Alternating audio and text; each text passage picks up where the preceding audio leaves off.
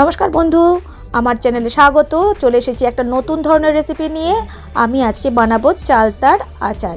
এটা কিন্তু টক ঝাল মিষ্টি এবং মশলাদার চালতার আচার। তার জন্য নিয়ে নিতে হচ্ছে শুকনো লঙ্কা 5 থেকে 6টা, 2 চামচের মতন মৌরি, 2 চামচের মতন জিরে, 2 চামচের মতন ধনে। ভালো করে এটাকে আমি খুব হালকা আঁচেতে এটাকে নেড়ে নেব। নেড়ে আমি একটু গুঁড়িয়ে নেব।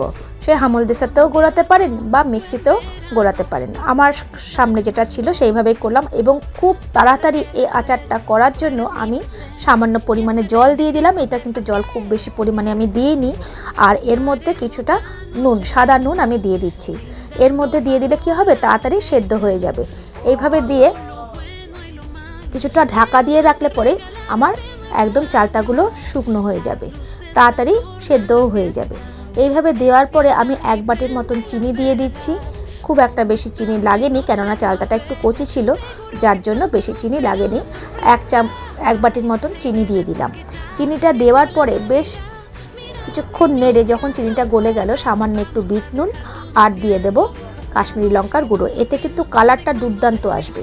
এইভাবে একবার করে দেখবেন, খুব তাড়াতাড়ি। যাদের হাতের সময় খুবই কম তারা কিন্তু এইভাবে একবার করে দেখতে পারেন। আর সামান্য যে গুঁড়ো মশলাটা ছিল সেই মশলাটা আমি একবারে মিশিয়ে দিলাম। মিশিয়ে দিয়ে অনবরত এরকমভাবে নাড়তে থাকবো। আর সামান্য একটু হলুদ দিয়ে দিলাম। কোনো রকম যদি জাম্পস থাকে তাহলে সেটা নষ্ট হয়ে যাবে।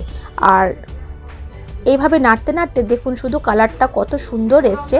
আর কি বলবো, যদি ভেবেছিলাম যে এটা রেখে দেব তুলে, কিন্তু রাখার আর সময় পেলাম না। সবাই এমনভাবে কেড়ে কেড়ে খেয়ে নিল যে আর রাখাই গেল না। কিন্তু যদি এরকমভাবে করে নিয়ে যদি আপনারা একটু রোদে রাখতে পারেন তাহলে কিন্তু এটা বেশ 1 বছর 2 বছর আপনি রাখতে পারবেন এবং অসময়ে সেটা খেতেও পারবেন। আর কেমন লাগলো বন্ধুরা অবশ্যই জানাবেন। ভালো লাগলে একটু লাইক, শেয়ার, কমেন্ট করবেন এবং বন্ধুদের মাঝখানে ছড়িয়ে দেবেন কেমন লাগলো এই রেসিপিটা। যদি আপনাদের ভালো লেগে থাকে অবশ্যই পাশে থাকুন এবং আপনারা কমেন্ট করলে আমাদেরও সব কিছু দেখাতে বা ভালো লাগে। আবার কোনো নতুন রেসিপির সঙ্গে দেখা হবে। আজকের মতন ধন্যবাদ।